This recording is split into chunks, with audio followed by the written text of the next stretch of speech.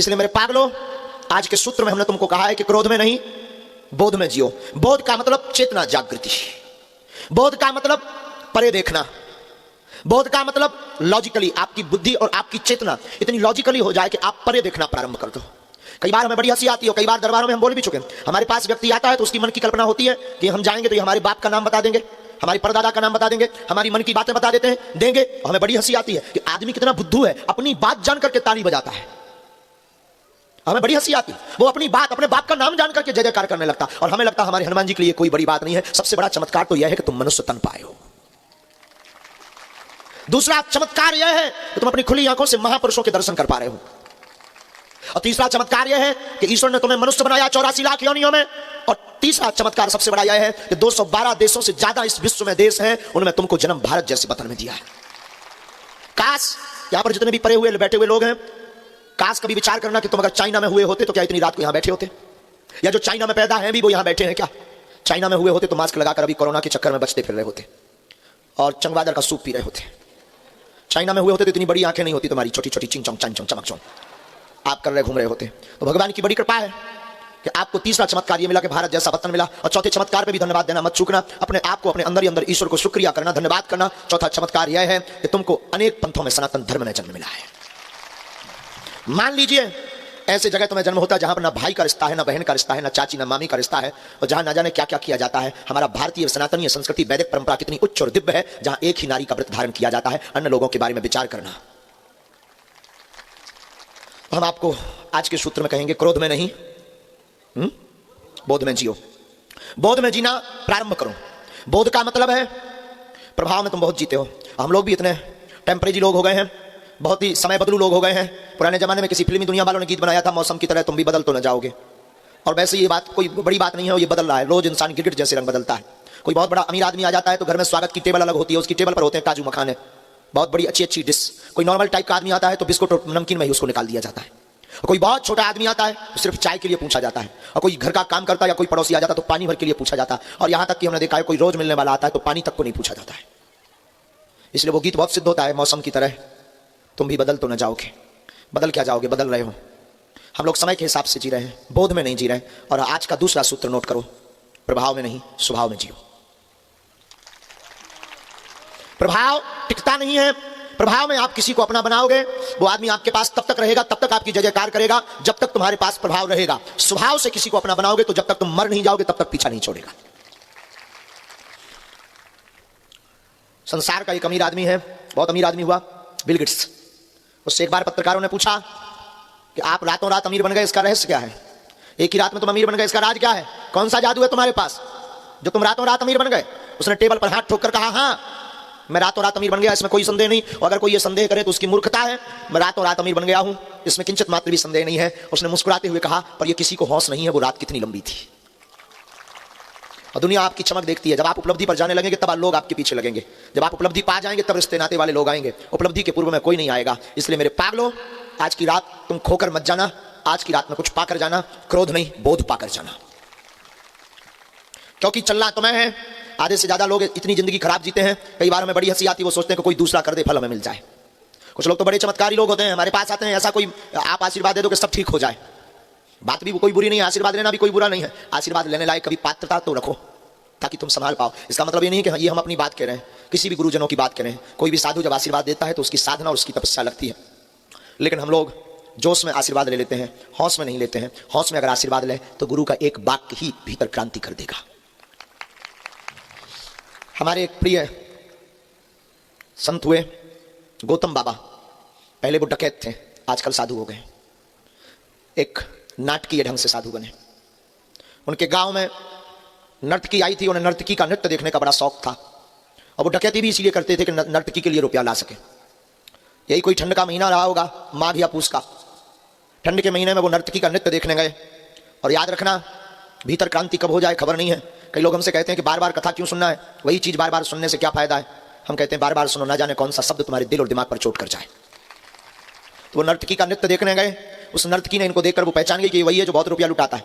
उस नर्तकी ने इनको देखकर गीत अपने भाव से गाया, इनको चोट कर गया। उस गीत के बोल थे, बुंदेली भाव में ही था, सबरी मत बिगाड़ आधी बिगड़ गई धोखे से। और इनका दिमाग खुल गया कि आधा जीवन तो धोखे से निकल गया, अब पूरा जीवन ना मेरा बिगड़ जावे। इस नर्तकी का ऐसा कहना है। और उन्होंने हमें बाकिया बताया, बोले महाराज जी हमने उसी रात को पूरा रुपया उसके चरणों में रख दिया और उसको प्रणाम किया और उसके बाद बंदूक वहीं गांव के बाहर फेंक कर हम फिर चित्रकूट से होते हुए बागेश्वर धाम आ गए। तो कब आपके ऊपर कौन सा शब्द क्रांति कर जाए कोई ठिकाना नहीं है। लेकिन हम फिर कहेंगे कोई भी शब्द क्रांति तब करेगा जब आप बोध में बैठेंगे। बोध का मतलब ये प्रतिज्ञा लेकर बैठेंगे कि हम कुछ लेकर आएंगे और वो हम करके मानेंगे। तभी सुना तो आपने भी बहुत है, लेकिन बदमाश आप बहुत नंबर 1 के हो। कितनी कथाएं नहीं सुनी और कितने चैनल नहीं तुम देख रहे। 18 चैनल खोलते हो, 19 बाबा तुम्हें मिलते हैं, लेकिन ना तुम टिकते ना वो बाबा टिकते हैं, ना उनकी बातें टिकती ना तुम आज तक टिक पाए। और भटके भटके यहाँ भी बैठो। यही हाल हमारे साथ भी होने वाला है जो तुम अन्य के साथ कर चुके हो। तय है यहाँ से भी जाने के बाद तुम यहाँ से हिलाओगे, जाने के बाद फिर यही कहोगे 5 दिन डले रहे कुछ नहीं हुआ। कुछ तो ये भी बोलेंगे अपने अपनों की पर्चा बना दी है। कुछ तो ये भी बोलेंगे वहाँ तो सब सेटिंग का खेल है, मंत्री मिनिस्टर जाएंगे तो मिल पाएंगे। कुछ तो ये भी बोलेंगे कि अब उनकी कृपा तो बड़े लोगों तक सीमित रह गई है। कुछ तो ये भी बोलकर जाएंगे कि शायद हमारा कोई पाप रह गया इसलिए नहीं सुनी भगवान ने। कुछ ये भी बोलकर जाएंगे कि शायद भगवान हमसे नाराज है। कुछ ये भी बोलकर जाएंगे अगली बार में अर्जी पक्का है लग जाएगी, बागेश्वर धाम जाएंगे वहां सुन लेंगे। और ये कब तक तुम करोगे? ये बातें तुम कब तक करोगे? कब तक तुम भटकोगे? कब तक तुम अपने प्रश्नों के उत्तर दूसरों से लोगे? कब तक दूसरों के उत्तर तुम्हारे काम आएंगे? कब तक दूसरों की बातें तुम्हें काम आएंगी? और कब तक तुम अपनी खिल्लियां उड़ाते रहोगे, उड़वाते रहोगे लोगों से? कब तक तुम धक्के खाते रहोगे? कब तक तुम अपने अबोधता के कारण अकेले में रोते रहोगे? कब तक तुम अपने परिवार से अपनी हंसी करवाते रहोगे? कब तक तुम धक्का माथा पटक पटक करके माथा में छाले पड़वाओगे? कब तक तुम भगवान ईश्वर टोटका उपाय बदलोगे?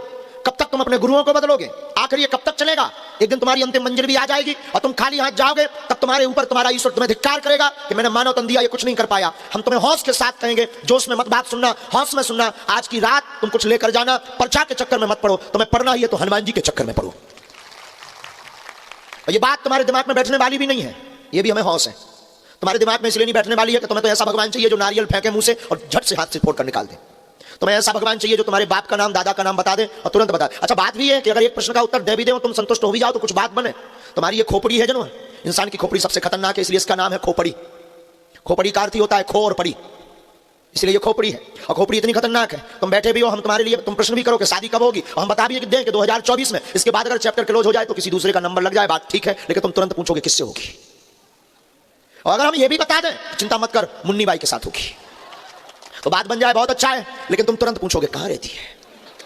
और हम अगर ये भी बता दें कि चिंता मत कर दमोई नाका पर रहती है, तो तुम अगले में भी मान जाओ, लेकिन तुम तुरंत पूछोगे गोरी है कि काली। जरा ठीक से देख, लवली का रंग मत बताना। और हम बता भी दें कि ये गोरी होगी, काली होगी, सांवली होगी, और तुम इतने के बाद भी अगर मान जाओ तो बात बने, लेकिन तुम तुरंत फिर क्वेश्चन दाग दोगे, शादी तो बढ़िया चलेगी ना।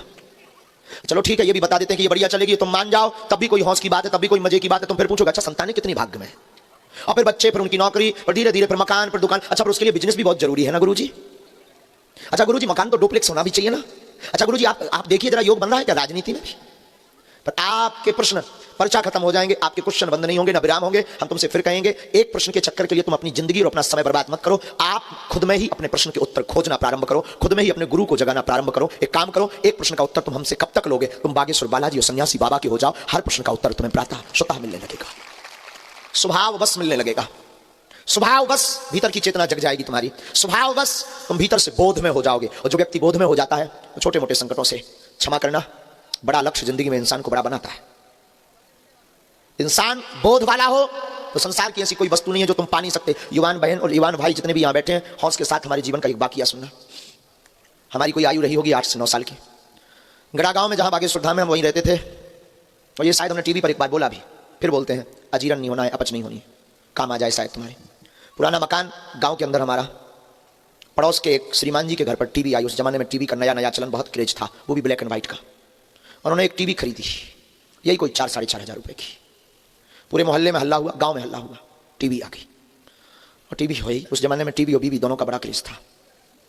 8-9 साल की हमारी अवस्था थी, हम भी देखने गए, बच्चों की बात थी, हमारे अंदर भी चंचलता थी, लेकिन गुरु कृपा थी। उस वक्त भी हम गुरु के चरणों में रहते थे, जाते रोज थे। दादा गुरु जी तब शास्त्री थे, आज भी है, आभास है में। तो उस वक्त भी हम जाते थे गुरु जी के पास। पड़ोस के घर पर 10-12 दिन हम टीवी देखने गए। उन श्रीमान जी को पता नहीं हमारी कौन सी बात बुरी लग गई कि 13वें-14वें दिन उन्होंने हमारे जाते ही टीवी बंद कर दी। हम निकल भी आए, और निकले हैं कि उनको इतनी भी गम नहीं कि उन्होंने फिर टीवी चालू कर ली। मन तो हुआ फिर घुसूं, लेकिन फिर सोचा कि क्या कहेंगे ये, जब बंद हमारे कारण हुई तो बेचारी फिर बंद ना हो जाए, कम से कम इनकी आंखें तो सिके, हमारी फूटेंगी सो फूटेंगी। बाहर निकल आए। अब चाहते तो बचपना था, क्रोध में हम ये भी बोल सकते थे कि हमारे कारण तुमने टीवी बंद की है, आज के बाद नहीं आएंगे, देख लिया जाएगा, तुम्हारे घर नहीं आएंगे, तुम्हारी देहरी नहीं चढ़ेंगे, हमारे कारण बंद कर दी है, हमसे जलते हो, ये भी बोल सकते थे। नहीं बोले। घर आए, हमारी माँ ने हमसे पूछा, बेटा ये आज इतनी जल्दी? उस वक्त हमें याद है नन्ही प्यारी शिल्पी एक प्रोग्राम चलता था।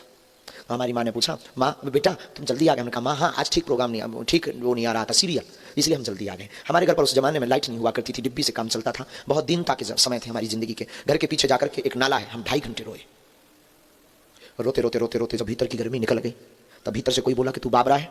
अवस्था 9 साल की, कोई बोला तू बाबरा है, पागल है, उसने तुझे दुत्कारा है क्या? टीवी तो बंद की। लेकिन एक भीतर ही भीतर कोई उत्तर दे रहा था कि मेरी अवहेलना कर दी, स्वाभिमानी आदमी, अवहेलना हो गई है, अब ऐसा अब ऐसा। लेकिन भीतर से कोई बोला आज के बाद टीवी देखना बंद, देखेंगे तो तभी देखेंगे जब अपने बाप की हो जाएगी।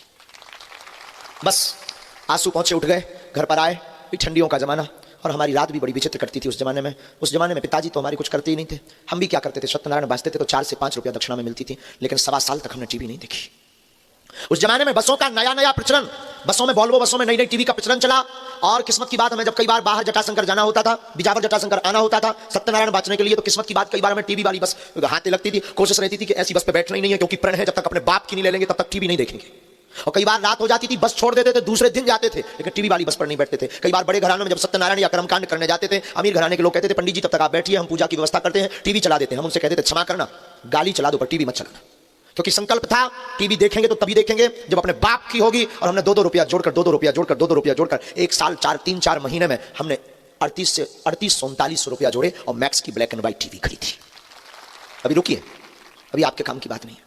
टीवी खरीद कर लाए, 1 किलो मिठाई हम लाए, और भगवान की कृपा, उस वक्त हमारे पास ऐसी कोई सिद्धि नहीं थी, तो ये भी आकलन मत लगा लेना कि हमने कोई मंत्र मार दिया होगा। भगवान की ऐसी कृपा कि श्रीमान जी की टीवी जल गई और हमारी टीवी नई आ गई।